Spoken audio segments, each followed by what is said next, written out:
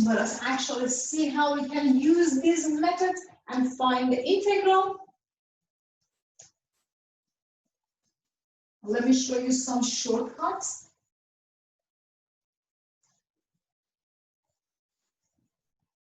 Then we're going to introduce some more theorems.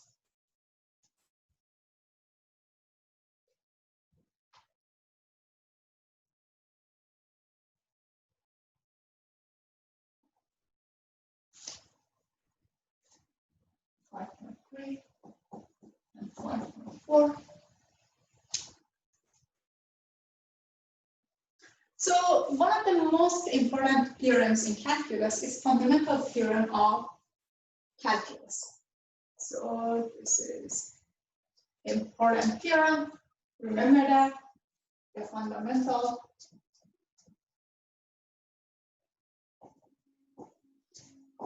theorem of calculus. This theorem says, suppose you have a continuous function, let f be a continuous function on interval, closed interval a and b, then the function g of x, which is defined as the integral of your function f of t dt, while t ranges between a and x, is for sure a continuous function.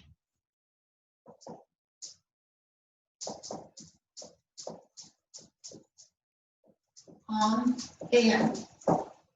We can also talk about the differentiability of this function. So g prime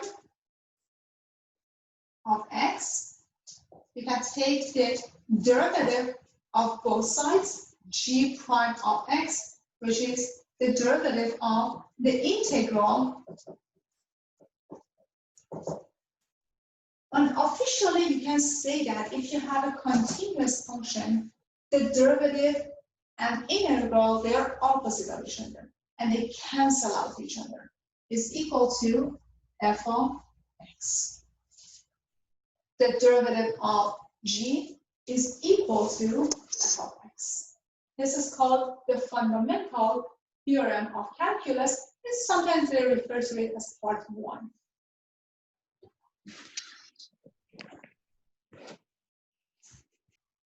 Let us continue. Fundamental theorem of calculus, the second part. So let's call it part A and part 2. Well, again, if f is a continuous function on interval a and b, then the integral of f of x dx, while x ranges between a to b, can be calculated using antiderivative of the function f of b minus f of a. And f is the antiderivative of function f. So since it's antiderivative, it means that if you take the derivative of f, is equal to function f. We're going to use these two important theorems and actually give you shortcuts to calculate the integrals.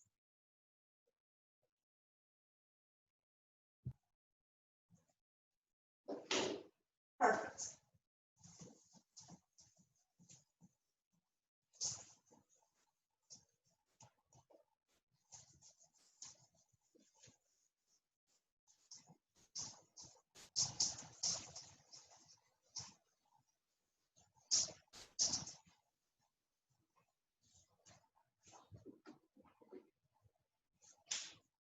Example.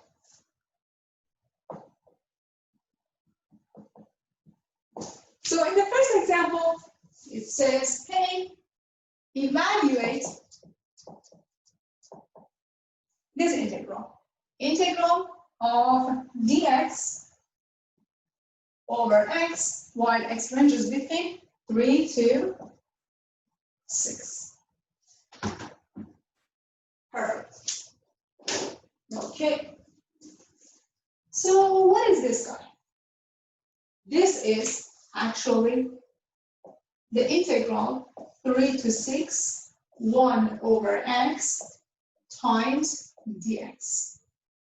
So 1 over x between 3 to 6. So your function f of x is equal to 1 over x. This is your reciprocal function. If you remember the graph of a reciprocal function, the graph is like this.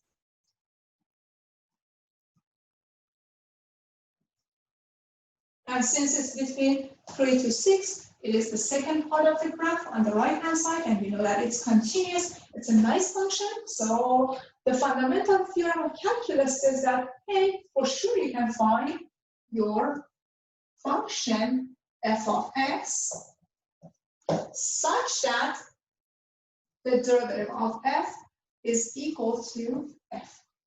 So your goal is to find that function f, that when you take the derivative of that function, it's equal to f of x is 1 over x. Okay. In Math 1a, we learned that the derivative of ln of x is equal to 1 over x. Let's put this in a box for you. If you have ln of x and you take the derivative of ln of x, it is 1 over x. Well, we're using all the formulas that we learned in Math 1a, and we find function f. So function f is equal to ln of x, the antiderivative of 1 over x. Note that since x is positive, I'm not using an absolute value. I know that it's on the right-hand side of x-axis and x is positive. That's why I don't use any absolute value. Okay, let's continue. So since the antiderivative of f of x, 1 over x, is f of x equals to ln of x, the fundamental theorem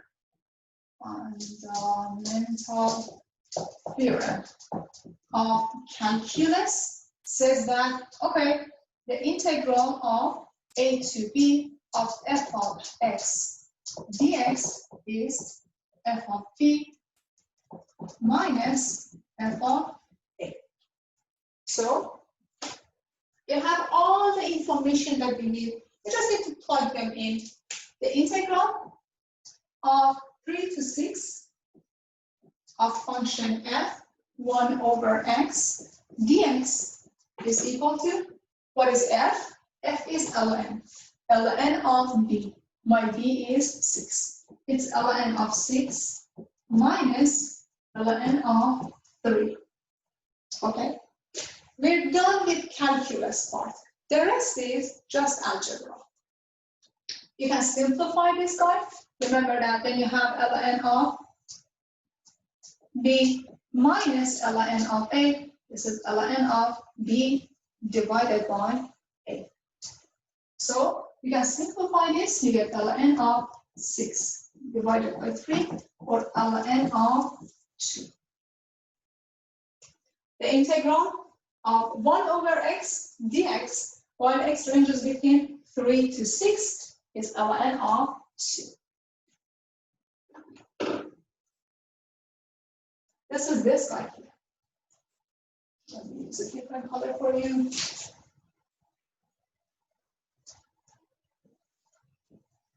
This is your inverse function, 1 over x, and this area between 3 to 6, suppose this is 3, this is 6, just a little bit further here, 3, and 6. This area here, this integral here, is ln of 2.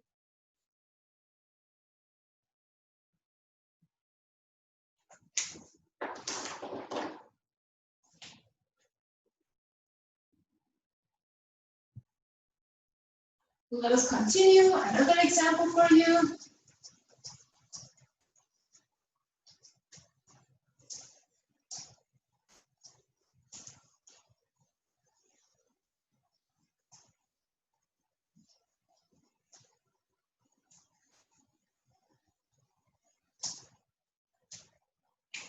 Question says, evaluate the integral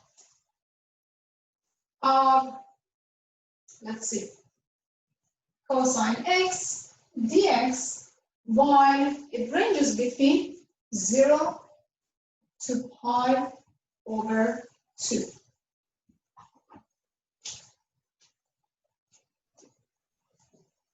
Okay, perfect. So this is the integral a to b of f of x dx. Since function f is continuous over 0 to pi halves, it means that we can apply fundamental theorem of calculus. Remember the graph of this function. The graph of the function like this. It's oscillating, and here between 0 to pi halves, so we are working with the right-hand side, 0 to pi over 2, and you know that the function, cosine function, is continuous. Very well. So, since f of x equals to cosine x is continuous on 0 to pi over 2, we can apply the fundamental theorem of calculus. Fundamental theorem of calculus, let's write it this way. Fundamental theorem of calculus, and it says, okay, the integral of a to b, f of x dx is f of b minus f of a. What is f? The derivative of f is equal to function f. So we're looking for that function f, the antiderivative of function f. F prime is equal to, okay, we have to use the formulas that we learned in Math 1A. So f is equal to cosine x. So we're looking for a function that when we take the derivative, it's equal to cosine. We know that it is sine. So that function is sine x. Right now, let's get back to our example. The integral 0 pi over 2 of function f. My function f is cosine with respect to variable x is equal to my f is sine. My f of x is sine x. So I have sine of b, sine of pi halves, minus sine of lower limit, which is 0. We all know that sine of pi over 2 is equal to 1, and the sine of 0 is just 0, so the outcome is equal to 1. This integral, this area, is equal to 1.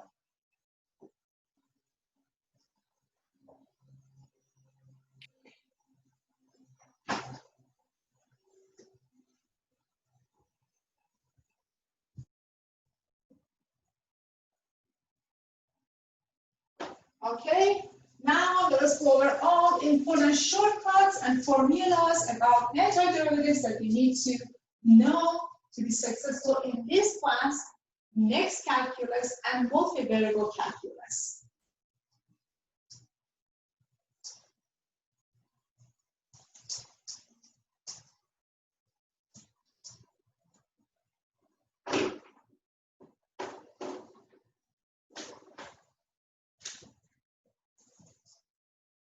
The first one, if you have the integral of x to the n dx is equal to x to n plus 1 over n plus 1 plus c, the constant of integration. It's actually the opposite of taking the derivative. Remember that to take the derivative of x to the n, you have to subtract 1 from the exponent, but when you're taking the integral, the antiderivative is x to n plus 1 divided by n plus 1. You can check this equality by taking the integral, by taking the derivative of both sides, taking the integral of left-hand side is x to the n, and taking the derivative of right-hand side is going to be x to the n as well. The integral of e to the x dx is equal to e to the x plus c. Note that the exponent is just x. It's not a function.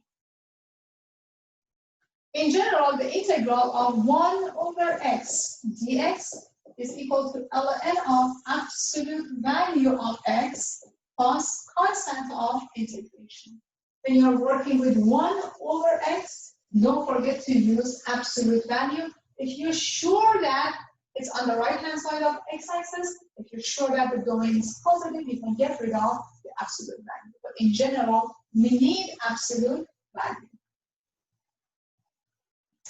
The integral of b to the x dx is equal to b to the x divided by ln of b plus constant of integration.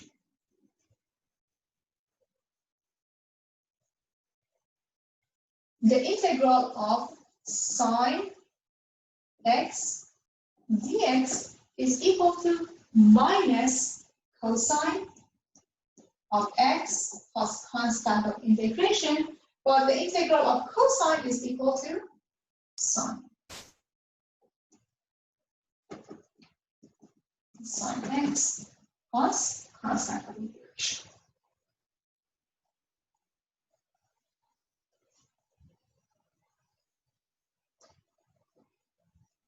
The integral of secant squared x dx is equal to the tangent x plus constant of integration, and when you're working with cosecant squared, integral of cosecant squared of x dx is equal to negative cotangent.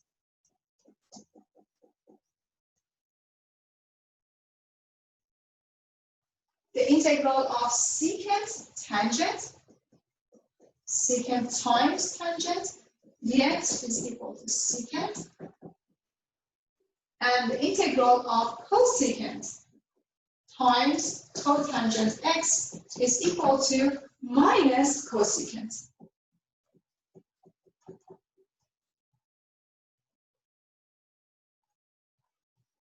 The integral of dx over 1 plus x squared is equal to arctangent or inverse tangent inverse x, and the integral of dx over 1 minus x squared inside the radical, 1 minus x squared inside the radical, yes, we have the x, is equal to inverse sine